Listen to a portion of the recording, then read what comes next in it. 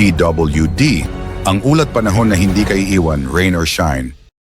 Magandang araw Pilipinas, narito na ang ating fresh weather update ngayong araw mula sa Pag-asa. Ngayong linggo, November 2, 2025. As of 3 a.m. kanina, may dalawang pangunahing weather systems na nakakaapekto ngayon sa ating bansa. Ang shear line na nakaapekto sa eastern sections ng Northern at Central Luzon at ang Northeast Monsoon o amihan na nakakaapekto naman sa nalalabing bahagi ng Northern Luzon. Samantala, binabantayan din ng Pag-asa ang isang bagyong nasa labas pa ng Philippine Area of Responsibility.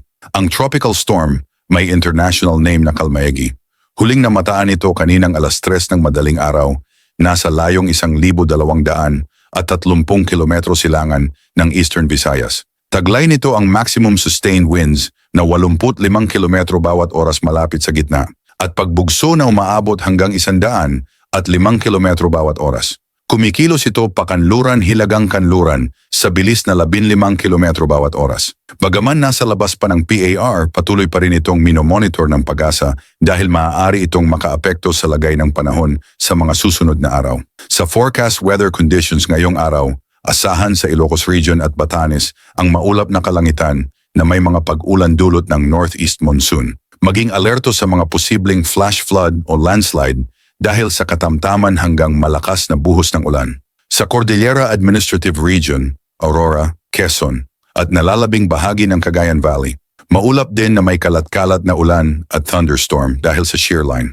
Posible rin dito ang flash floods at landslides, lalo na sa mga mababa at bulubunduking lugar. Para naman sa Northern Samar, Eastern Samar at Dinagat Islands, asahan ang maulap na kalangitan na may kalat-kalat na ulan at thunderstorm na dulot ng trough ng Tropical Storm Kalmaegi.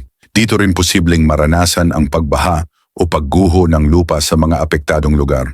Sa Metro Manila at sa nalalabing bahagi ng bansa, bahagyang maulap hanggang maulap ang kalangitan na may mga pulupulong ulan o thunderstorm dahil sa localized thunderstorms. Maging handa rin sa biglaang pagbuhos ng ulan na maaaring magdulot ng flash flood o landslide lalo na sa malalakas na bagyo ng kulog.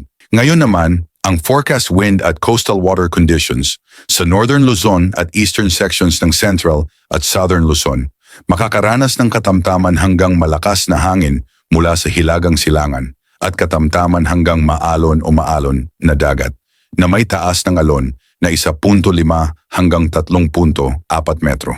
Sa eastern sections ng Visayas at Mindanao, katamtaman ang hangin mula hilagang silangan hanggang hilagang kanluran na may katamtamang dagat na may taas na 1.5 hanggang 2.1 metro.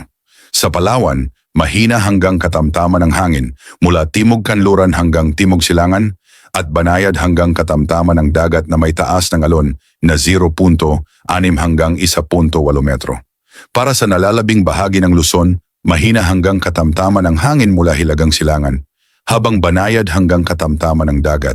At sa natitirang bahagi ng bansa, mahina hanggang katamtaman din ang hangin mula hilagang silangan hanggang hilagang kanluran na may banayad hanggang katamtamang pag-alon. Paalala ng Pag-asa, mag-ingat pa rin ang publiko sa mga lugar na may banta ng pagbaha at pagguho ng lupa, lalo na sa mga bulubunduking rehiyon. Patuloy ding i-monitor ang mga susunod na abiso mula sa Pag-asa para sa posibleng pagpasok ng Tropical Storm Kalmaegi sa PAR. Pasuyo ng like at subscribe bilang suporta sa ating channel, PWD. Ang ulat panahon na hindi kaiiwan, rain or shine. Ingat Pilipinas!